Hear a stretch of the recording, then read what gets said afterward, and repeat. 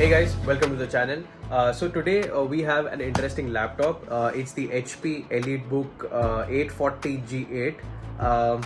So let's get into the video and see how the laptop is overall. So this is the laptop, and here you have some Elitebook badging, and here you have the lock, headphone jack, two USB ports which are supposed to be the fast ones. Then you have your the power connector over here. You can see that, yeah. So power connector, HDMI port, two USB type C ports, and if you want to put a SIM card slot, that's the one. At the back you have this kind of a ventilation. You have rubber pads. Then you have some badging over here which you can see. There you go, that's the badging. And you have the Windows logo over here. So this is the silver color. I think there is only one color which is available. Now let's open the laptop up. Before we go to the screen, let's look at the laptop and the keyboard and everything. So you have the trackpad over here, which is like the self-clicking trackpad, so you don't have buttons. You can click practically anywhere and it should work. You have the mouse pointer feature with two buttons if you are into it. You have a Bang Olufsen setup of speakers over here, which are dual. They sound pretty good.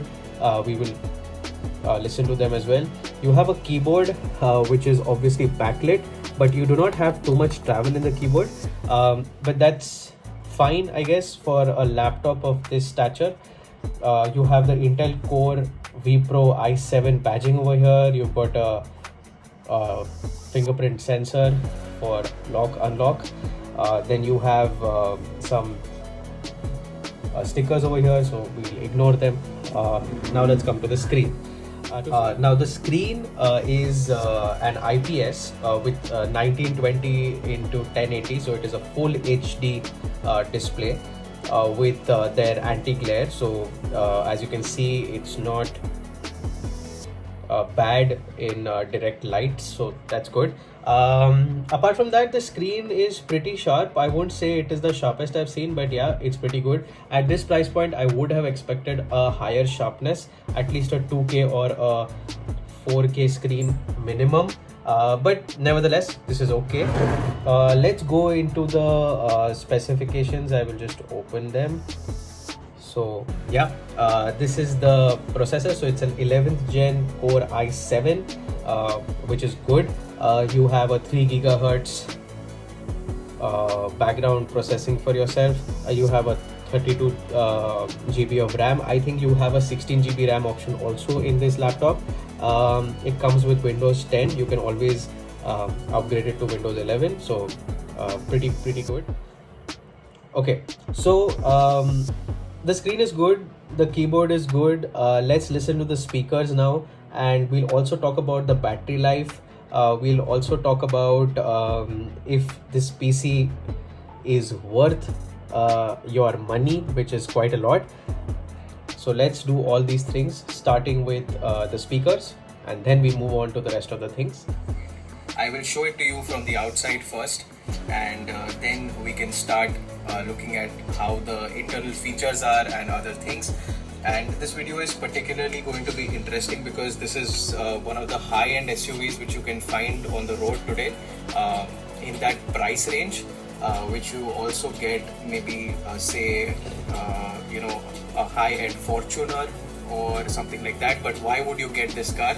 So let's get into it and see how it is and how it performs. So we are on the outside now, and we first have this key fob, which is pretty interesting. It's a nice thin key fob. It's pretty loud. With 3 buttons. The speakers are pretty loud. I think they're very good, very sharp, very nice and clear. Good for watching your usual entertainment on the internet. So overall, the laptop is very nice. I think we can look at this laptop for personal, business, as well as your gaming usage. Obviously, if you're looking at gaming, I suggest you upgrade the graphics card because it's got their Intel inbuilt Iris graphic card, so maybe you want to upgrade that. But apart from that, I think it's pretty good. The battery life is rock solid. You do get easily about 5 to 6 hours of good battery life.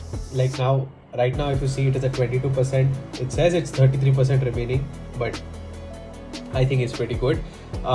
So overall, good battery life. I would give it a good battery life thumbs up on this. Apart from that, you do have a very fast processor, which I like. Normally I am more into MacBook laptops or Macs, but this Windows laptop is really good. So do I tell you to buy this? Definitely yes, go for it. You won't be unhappy. Do let me know down in the comment section if you want to know more about these laptops or any other laptop for that matter. Let me know. As usual, thanks for watching.